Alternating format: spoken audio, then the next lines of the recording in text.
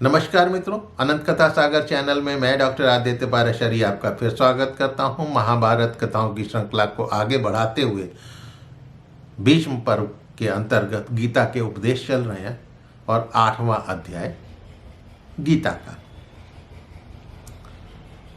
यहाँ पर अर्जुन कृष्ण से पूछते हैं, अब थोड़ा धीरे धीरे जो है गीता के उपदेश थोड़ा गहरे होते जा रहे हैं, गूढ़ रहस्यों की तरफ जा रहे हैं। कोशिश है जितना साधारण तरीके से और संक्षेप में मैं आपको बता सकूं। अर्जुन पूछते हैं कि ब्रह्म क्या है, आध्यात्म क्या है, कर्म क्या है, अधिदेव क्या है, अधिभूत क्या है, अधियज्ञ कौन है, शरीर में कैसे आए और अंतकाल में मनुष्य आपको कैसे जानता है। अब ये एक टर्मिनोलॉजी है गीता की।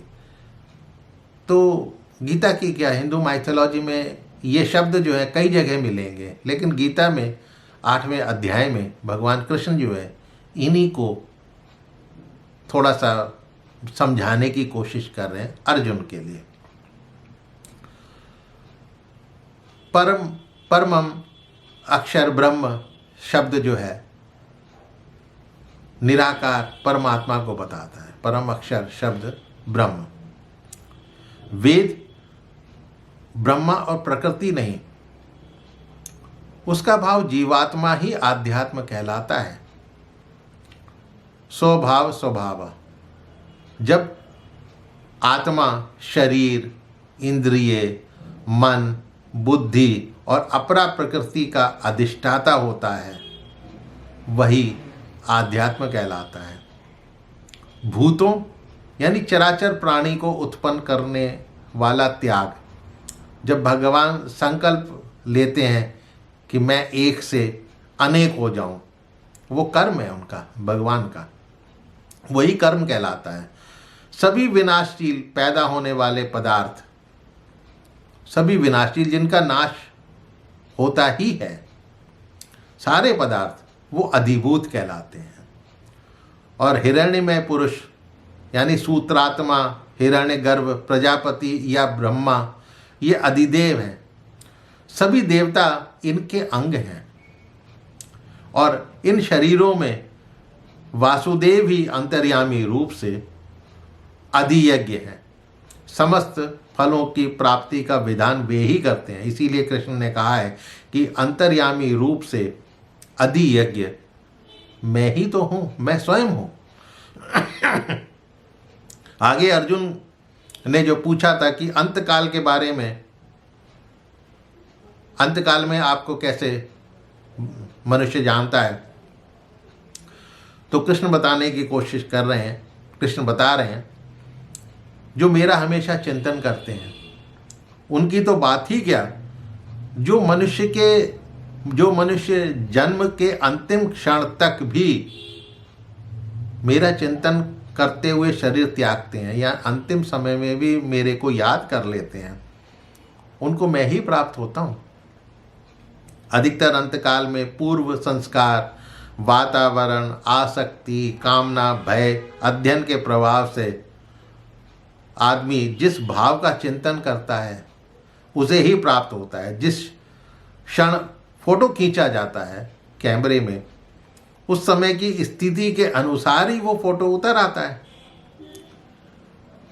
उसी तरह अंतकाल में मनुष्य जैसा चिंतन करता है वही उसके अंतःकरण में अंकित हो जाता है और समय आने पर उसी तरीके के स्थूल शरीर को वो प्राप्त हो जाता है। आगे अर्जुन को बताते हुए कहते हैं, तू सब समय मेरा स्मरण कर और युद्ध भी कर, तू निसंदेह मुझको ही प्राप्त करेगा। परम पद अविनाशी सच्चिदानंद की महत्ता कृष्ण बता रहे हैं यहाँ पर अर्जुन को कि सब इंद्रियों को वश में कर, मन को स्थिर कर, जीते हुए मन के द्वारा प्राण को मस्तक में स्थापित कर, परमात्मा की योग धारणा में स्थित होकर जो पुरुष ओम का उच्चारण करता हुआ मुझ निर्गुण ब्रह्म का चिंतन करता हुआ शरीर को त्याग कर जाता है, वही पुरुष परम गति को प्राप्त होता है। तब वो पुनर्जन्म को प्राप्त नहीं होता। यहाँ पर एक बात और आपको बताना चाहता हूँ।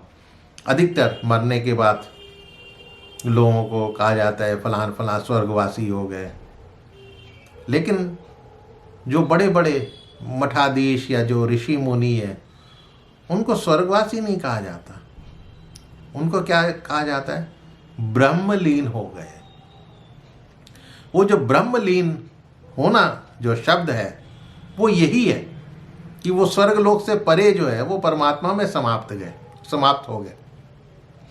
और उसी शब्द को आगे यदि विस्तार करा जाए तो ब्रह्मलोक पर्यंत, ब्रह्मलोक तक सभी लोग जो हैं वो बार बार नष्ट होते हैं, बार बार उत्पन्न होते हैं। भाई सृष्टि हुई है, ब्रह्मा का उनकी भी आयु 100 दिव्य वर्ष कहलाती है, और सुबह जो है वो सृष्टि करते हैं और रात में सृष्टि का संहार कर देते हैं। तो कहते हैं कि उसी के दौरान जो है स्वर्ग नरक भी हैं, पाताल लोक, देवलोक, ये सब वही आते हैं। वो उत्पन्न होते रहते हैं, नष्ट होते रहते हैं। एक दिन में कितने मनवंतर होते हैं, कितने मनु हैं, कितने प्रजापति हैं, वो हर मनवंतर में ही बदल जाते हैं। तो यानी ब्रह्मलोक तक जितने भी लोक हैं वो नष्ट होते रहते हैं, उनकी पुनरावृत्ति होती रहती है। और ये सब लोग जो ब्रह्मलोक, देवलोक ब्रह्मा द्वारा संचालित होने से ये अनित्य हैं, यानी विनाशी हैं, क्योंकि ब्रह्मा इनका संचालन करता है, सृष्टि करता भी है, सृष्टि का संहार भी करता है। ब्रह्मा का एक दिन 1000 चतुर्योगी तथा एक रात भी 1000 चतुर्योगी तक होता है। ब्रह्मा के दिन में प्रवेश काल में सूक्ष्म शरीर में सभी भूतगण जो हैं पदार्थ उत्पन्न होते हैं, रात्रि के प्रवेश काल में सभी जो है ब्रह्मा के सूक्ष्म शरीर में लीन हो जाते हैं। अब इसकी गणना जो है मैं किसी अलग वीडियो में आपको बताने की कोशिश करता हूँ। आगे कृष्ण कहते हैं कि उस अव्यक्त से भी परे वो विलक्षण जो सनातन अव्यक्त दिव्य पुरुष सब भूतों यानी पदार्थ उनके नष्ट होने पर भी नष्ट नहीं होता, उसी भाव को प्राप्त कर मनुष्य वापस नहीं आते। वो जन्म और मरण से मुक्त हो जाते हैं, मोक्ष मिल जाते हैं। वही तो मेरा परम धाम है। वहाँ अनन्य भक्ति से ही पुरुष पहुँचता है जब वो इस तत्व को जान जाता है। तो इस अध्याय में भगवान ने परम तत्व परमात्मा को बताने की चेष्टा करी है। और यदि देखा जाए तो हम अज्ञानी लोग, हाँ जी, मरने पर स्वर्ग मिलेगा कि नरक मिलेगा, स्वर्ग की प्राप्ति के लिए क्या करेंगे, देवलोक में उससे परे क्या है, वो जानने की चेष्टा भी नहीं करते। लेकिन ये 5 लेवल हैं, उसके बाद वो लेवल क्रॉस करने के बाद जो है आप उस परम तत्व को प्राप्त कर सकते हैं जिसका वर्णन गीता ने इस अध्याय में दिया हुआ है। तो मित्रों, ये अध्याय यहीं समाप्त करता हूँ।